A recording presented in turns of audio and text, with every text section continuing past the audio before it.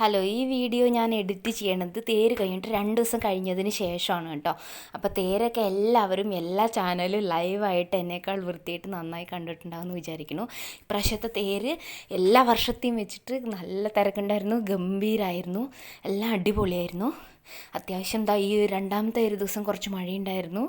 അത് കഴിഞ്ഞാൽ പിന്നെ മൂന്നാമത്തെ ഒരു ദിവസം കുറച്ച് മഴയൊക്കെ ഉണ്ടായിരുന്നു വെച്ചാലും കുഴപ്പമൊന്നും ഉണ്ടായിരുന്നില്ല. അപ്പോൾ ഞാൻ മൂന്നാമത്തെ ഒരു ദിവസം ഉച്ചയ്ക്ക് 2 മണിക്ക് വേഗം തിരക്ക് വരണതിൻ്റെ മുന്നേ പോയിട്ട് എല്ലാവിടെയും പോയിട്ട് ഒന്ന് കണ്ടിട്ട് വരാമെന്ന് പറഞ്ഞിട്ട് വീഡിയോ അത്യാവശ്യം എടുത്തിട്ട് വരാൻ പറഞ്ഞിട്ട് ഇറങ്ങിയതാണ്. അപ്പോൾ അവിടെ കണ്ട കാഴ്ചയാണ്. പിന്നെ നമ്മുടെ കാർത്തിക് സൂര്യ വന്നിട്ടുണ്ടായിരുന്നു തേരിന്. അവിടെ കുറച്ച് തിരക്കുണ്ടായിരുന്നു എല്ലാവരും ഫോട്ടോ എടുക്കാൻ വേണ്ടിയിട്ട്. ഇത് മന്തക്കര മഹാഗണപതി തേരുമുട്ടി ജംഗ്ഷനിൽ വന്ന് നിൽക്കുകയാണ്. ഈ ബാക്കിയുള്ള 5 തേരുകളും ഇവിടെ വരുമ്പോൾ മന്തക്കര ഗണപതി മാത്രം തിരിച്ച് ഇങ്ങോട്ട് വരും. ഇത് ആദ്യമേ തലേദിവസം തന്നെ അവിടെ പോയി നിൽക്കുന്നുണ്ടാവും. പിന്നെ കൽപ്പാത്തി തേരിന് പ്രത്യേകമാണ്. എല്ലാവരും കൽച്ചട്ടി അധികം പേരും വാങ്ങും കേട്ടോ. നല്ല തിരക്കായിരിക്കും അവിടെ കൽച്ചട്ടി തെരുവ് പറഞ്ഞിട്ടുള്ളൊരു സ്ഥലം, ഒരു തെരുവ് തന്നെയുണ്ട് അവിടെ. തെരുവിന് അതാണ് പേര്. പിന്നെ അത്യാവശ്യം കുറച്ച് സാധനങ്ങളൊക്കെ ഉണ്ടായിരുന്നു. നല്ല തിരക്കുണ്ടായിരുന്നു. ഉച്ച സമയമാണെങ്കിൽ നല്ല വെയിലും ഉണ്ടായിരുന്നു. അതിനുശേഷം വൈകുന്നേരമൊക്കെയാണ് മഴ വന്നിട്ടുണ്ടായിരുന്നത്. നല്ല കമ്മൽ കളക്ഷൻസൊക്കെ നിറയെ ഉണ്ട്.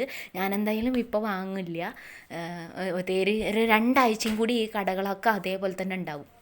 അതിനുശേഷം ചാത്തപ്പുരത്ത് പോയി ഭക്ഷണം കഴിച്ചു. നല്ല സദ്യ ഉണ്ടായിരുന്നു, പായസമൊക്കെ ഉണ്ടായിരുന്നു. ഇത് ചാത്തപ്പുരം തേര് വലിക്കാൻ വൈകുന്നേരമാണ് അവർ രാവിലെ കുറച്ച് വലിച്ച് നിർത്തും.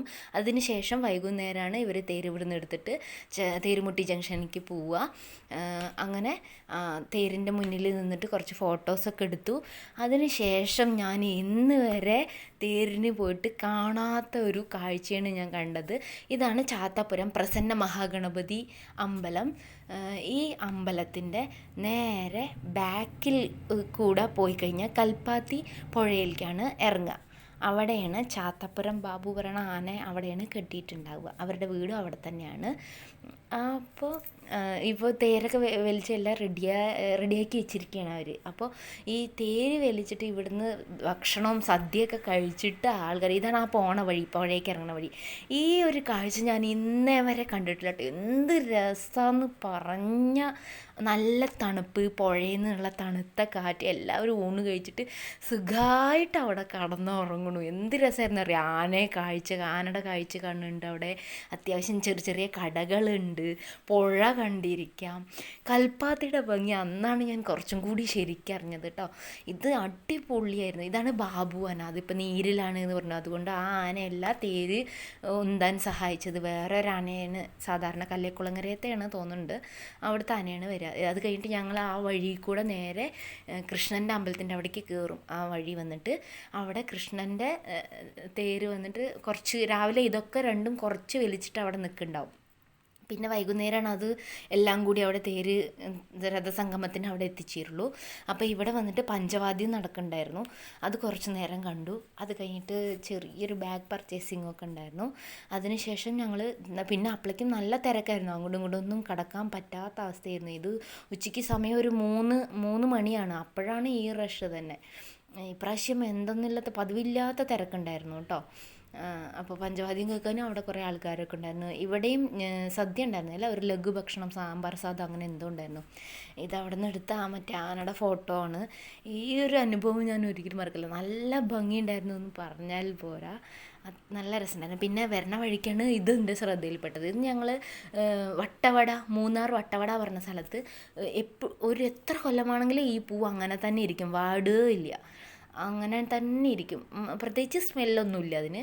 പക്ഷേ അതവിടെ വിൽക്കാൻ വന്നിട്ടുണ്ടായിരുന്നു, ഊട്ടി പൂവ് എന്നോ അങ്ങനെ എന്തോ പറഞ്ഞിട്ട്. അത് കഴിഞ്ഞിട്ട് ഒരു ഇളനീർ ഷേക്ക് കുടിച്ചു. അത് കഴിഞ്ഞിട്ട് കുറച്ച് എളുപ്പ വഴിയുണ്ട് ഇപ്പുറത്ത് കൂടെ. ഇവിടെ അധികം തിരക്കുണ്ടാവില്ല, ഞങ്ങൾക്ക് വേഗം വീട്ടിലെത്താൻ വേണ്ടിയിട്ട്. ഇതാണ് ഞാൻ ഉറിയടിയൊക്കെ ഇട്ടിരുന്ന വീഡിയോയിലെ ഗോവിന്ദരാജപുരത്തെ ടെമ്പിളാണത്. അത് കഴിഞ്ഞിട്ട് സിദ്ധുവിന് 3D ഹൗസ് വാങ്ങിയത് നേരത്തെ വീഡിയോസിലുണ്ടായിരുന്നു. അത് അവൻ വീട്ടിൽ വന്ന കുറച്ച് ഫ്രണ്ട്സ് ഉണ്ടായിരുന്നു ചേട്ടന്മാരുടെ, അവരെ കൊണ്ട് അവൻ സെറ്റ് ചെയ്ത് വേപ്പിച്ചിട്ടുണ്ടായിരുന്നു.